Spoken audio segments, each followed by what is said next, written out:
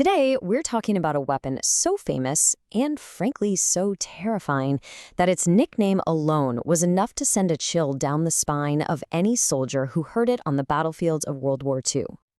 Just try to imagine it. You're an Allied soldier hunkered down in a foxhole somewhere in Europe. Now, war is full of terrifying sounds, right? But there was one sound, one noise that rose above all the others. A sound that didn't just signal danger, it meant a tidal wave of lead was coming your way. And that sound came from a weapon that earned one of the most fitting and fearsome nicknames in all of military history: Hitler's buzzsaw. The weapon itself was the Maschinengewehr 42, or just MG42 for short, and its sound, well, it was completely unique. This high-pitched, continuous roar was so different from any other gun that the soldiers facing it gave it a name that perfectly described what it sounded like and what it did. So how did a weapon like this even come to be? Well, its story doesn't just start with a need for a new gun. It starts with the brutal, harsh realities of a world that was locked into total war. You see, the gun that came before it, the MG34, was actually a fantastic weapon, but it was a piece of pre-war German engineering. That means it was beautifully made, very precise, but also incredibly complex and expensive to build. Germany was losing a ton of equipment, and they needed a machine gun they could crank out fast and cheap. And the MG42, that was the answer. It was simpler, way cheaper, and it spat out lead at a rate that just blew the MG34 out of the water. So, what was the secret sauce here? It was a total game changer in how they made it. Instead of using expensive, time-consuming milled parts, the MG42 was built mostly from stamped and pressed sheet metal, kind of like how you'd make a car door. This was an absolutely brilliant move. It chopped production time way down, it slashed the cost, and it meant Germany could pump these things out and get them to the front lines in huge numbers. And it wasn't just how they built it. Another piece of sheer genius was the barrel change system. Firing that many bullets that fast creates an insane amount of heat. It could literally make the barrel glow red hot and warp, making the gun useless. But with the MG42, a soldier could pop a latch, slide the hot barrel out, and slap a new, cool one in just a few seconds. This one simple feature was the key to keeping that buzzsaw running. Okay, so we've got a revolutionary design that's easy to mass produce. But what actually happened when this thing was finally unleashed on the battlefield? Just let that number sink in. 1,200 rounds per minute. And some versions could go even faster. That's 20 bullets flying downrange every single second. At a speed like that, it didn't just shoot at things, it completely overwhelmed them. And that is what created the sound. It fired so incredibly fast that the human ear couldn't pick out the individual shots. All those bangs just blurred together into one long, terrifying, ripping noise. You know, some soldiers said it sounded like someone tearing a giant piece of canvas. And you've got to understand, this wasn't just a physical weapon, it was a psychological one. You hear it over and over from Allied veterans. The sheer terror that sound created was almost as effective as the bullets themselves. It was the sound of an unstoppable wall of steel. And this insane rate of fire wasn't just for scaring people. It gave German troops a massive tactical advantage. A single MG42 team could lock down an entire platoon of soldiers, forcing them to keep their heads down. Trying to advance against one of these things was practically a suicide mission. Now, you might think the story just ends in 1945, right? Well, not even close. The design of the MG42 was so effective, so ahead of its time, that its influence is still all over modern battlefields. I mean, just look at its family tree. The MG42's DNA is everywhere. The post-war German army basically just took the design, tweaked it for a new NATO cartridge, and created the MG3, a gun that's still in service today. The American M60 borrowed some of its key ideas, and the Belgian FN-MAG, which is probably one of the most widely used machine guns on the planet, was heavily influenced by it. The design was just that good. When you boil it all down, the MG42 pretty much wrote the new rulebook. Its core ideas, make it reliable, make it easy to mass produce, and give it an overwhelming rate of fire, became the gold standard for what a modern machine gun should be. So it really leaves you with this incredible thought. The buzzsaw itself might have gone quiet after the war, but its echo? You can still hear its echo in the weapons and tactics used by armies all over the world.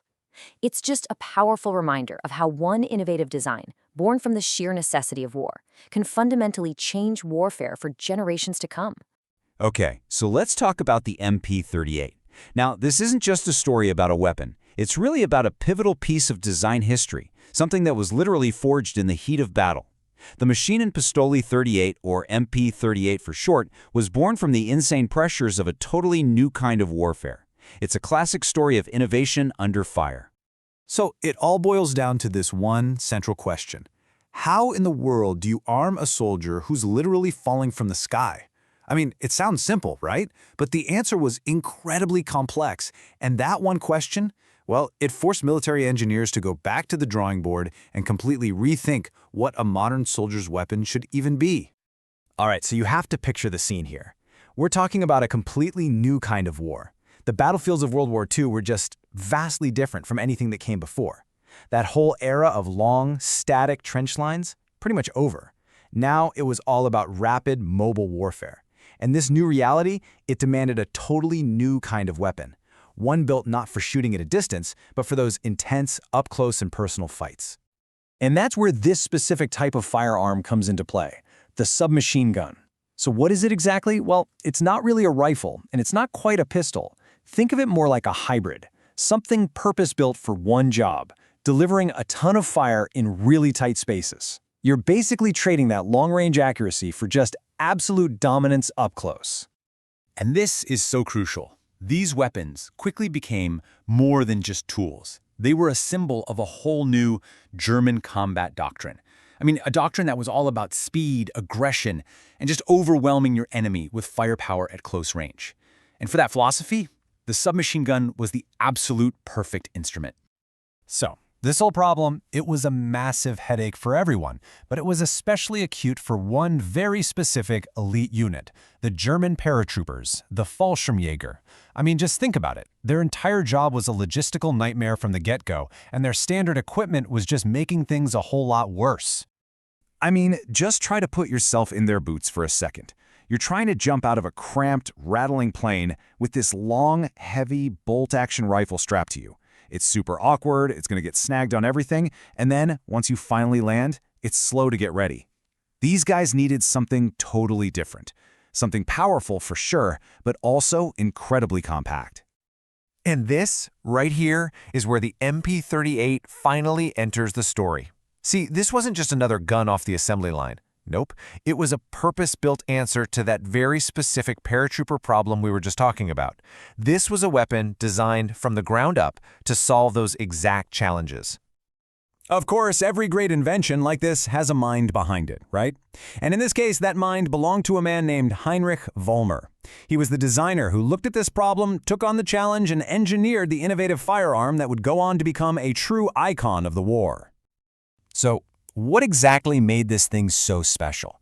Let's dive in and break down the specific features that made the MP38 so revolutionary and honestly perfect for the job it was built to do.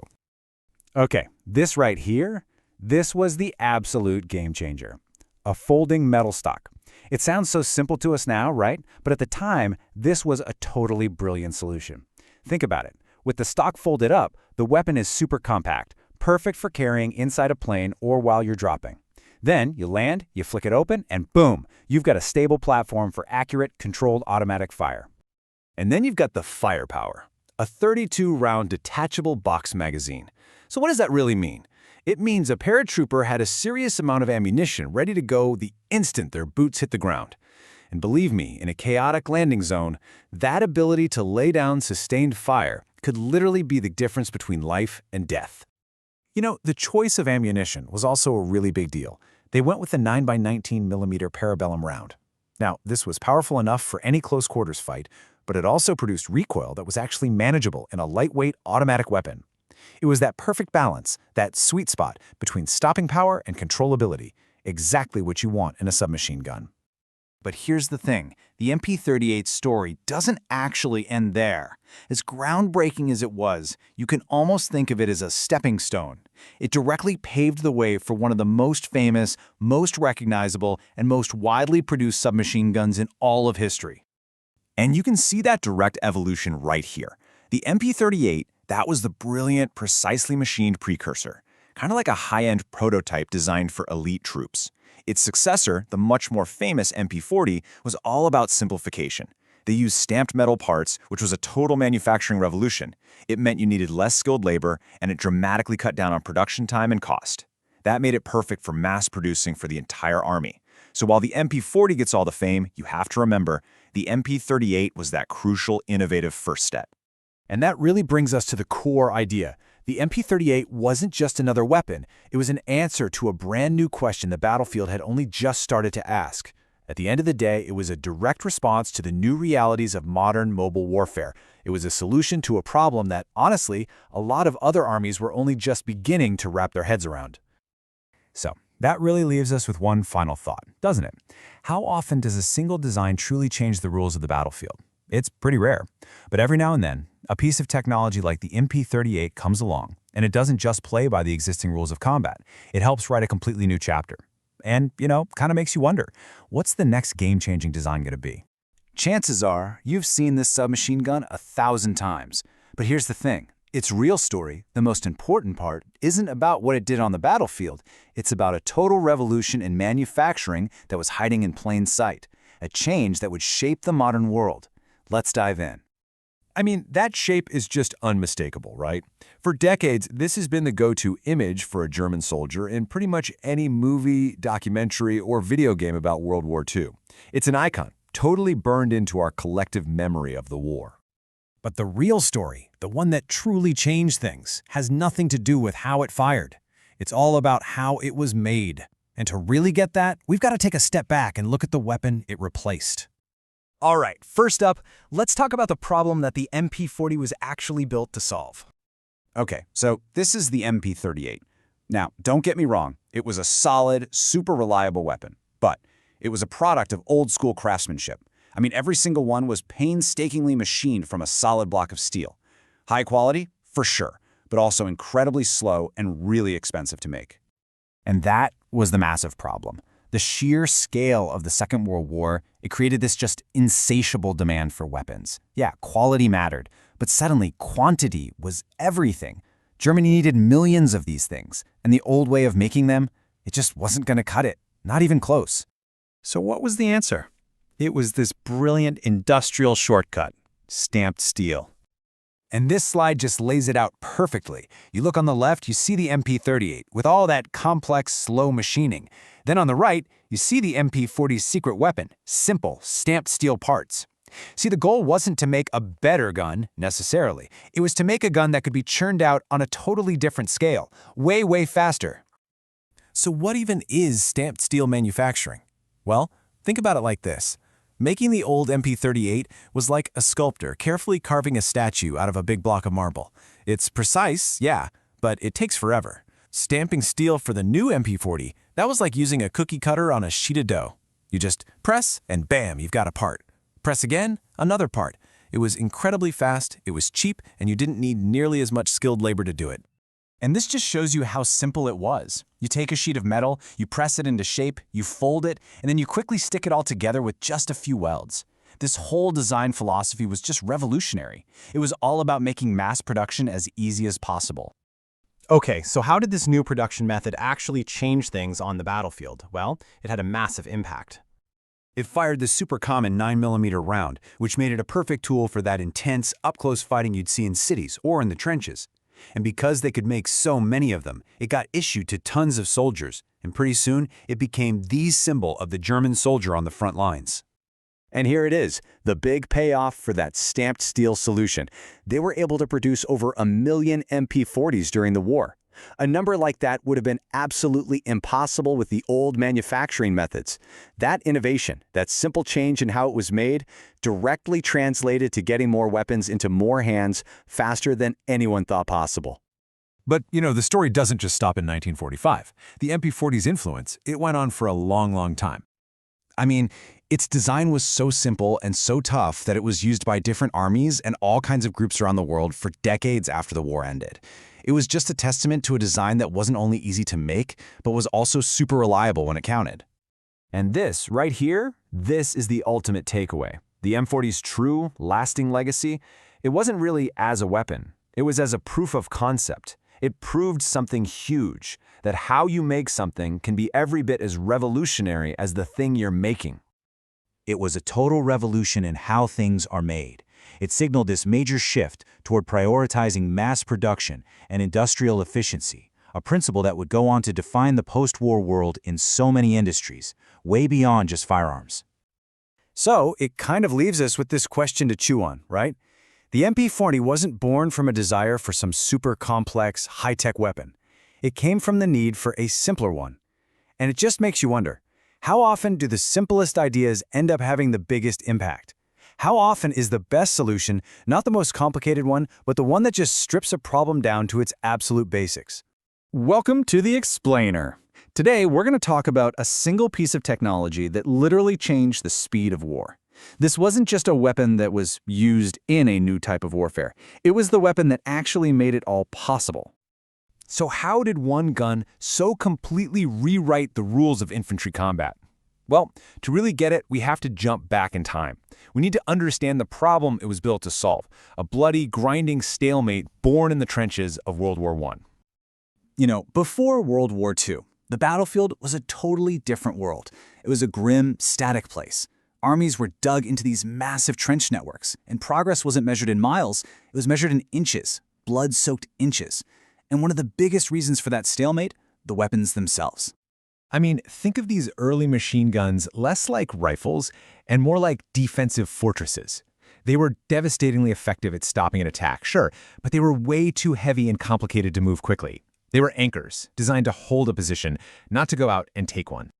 And this right here, this just lays out the tactical nightmare they were facing. The old way was just too slow, too cumbersome. To break the deadlock of the trenches, military thinkers knew they needed a whole new kind of firepower, something light, something mobile, something an attacking soldier could actually carry with them.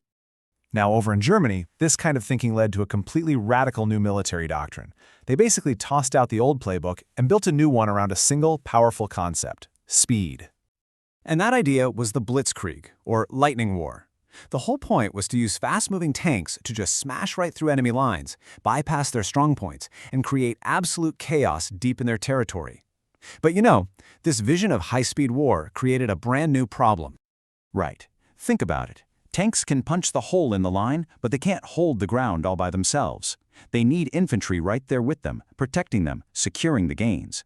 But those old, heavy machine guns? No way. They couldn't move nearly fast enough.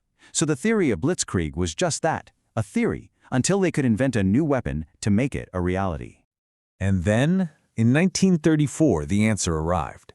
And it was a weapon so advanced, so incredibly versatile, that it would go on to set the standard for decades to come. The Maschinengewehr 34, or as we know it, the MG-34. This was the world's first true general-purpose machine gun. Now that term, general purpose, might sound a little dry, but trust me, it was a complete paradigm shift. So what did it actually mean in the real world? It meant that one single gun could do the job of 3 different weapons. It could move with the squad as a light machine gun. It could be locked down on a tripod for heavy, sustained fire. And you could even pop it onto a special mount to use against aircraft. This gave German commanders a level of tactical flexibility they'd never had before. And every one of these innovations was a direct answer to a real battlefield problem. The air-cooled quick-change barrel meant a soldier could maintain a relentless rate of fire without the whole thing seizing up. Suddenly, you had a weapon that wasn't a dead weight. It was a portable powerhouse that could finally keep up with the tanks. Okay, so we've got this revolutionary design. Let's see how it was actually put to use, how it powered those shocking, lightning-fast victories in the early years of the war. Poland, France, the invasion of the Soviet Union. The world just watched in shock as the Blitzkrieg rolled over everything. And at the very heart of that infantry assault, pinning down defenders and making it all possible, was the constant hammering fire of the MG-34. The difference in firepower is just staggering. A standard German squad built around a single MG-34 could pump out a volume of fire at least 6 times greater than their Allied opponents. This wasn't just a physical advantage, it was a psychological one. It created a wall of sound and steel that just paralyzed the enemy.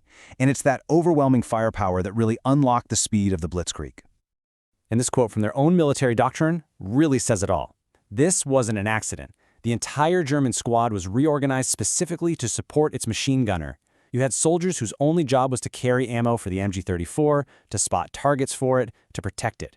The gun wasn't just another tool for the squad existed to serve the gun. Now, the story of this weapon does not end in 1945. Not even close. In fact, its core concepts, its very design philosophy, went on to define what a machine gun is for the rest of the 20th century and even today. And this is its lasting impact. When you look at pretty much any modern machine gun, the American M240, the Russian PKM, you name it, you are looking at a direct descendant of the MG34. The idea was so successful, it was adopted by pretty much every army on Earth. So it all comes back to that central problem. The MG34 answered the question of how to give moving infantry crushing firepower. And that answer didn't just win battles, it changed warfare forever. It broke the stalemate of the trenches by creating the perfect tool for a new, faster, and much more brutal kind of war. It really makes you think, doesn't it? If the MG34 was the game-changing weapon of its day, what single piece of technology is defining the battlefield of today? From drones to cyber weapons, the tools are always evolving. But few innovations have ever had such a clear, dramatic, and lasting impact as the gun that powered the Blitzkrieg.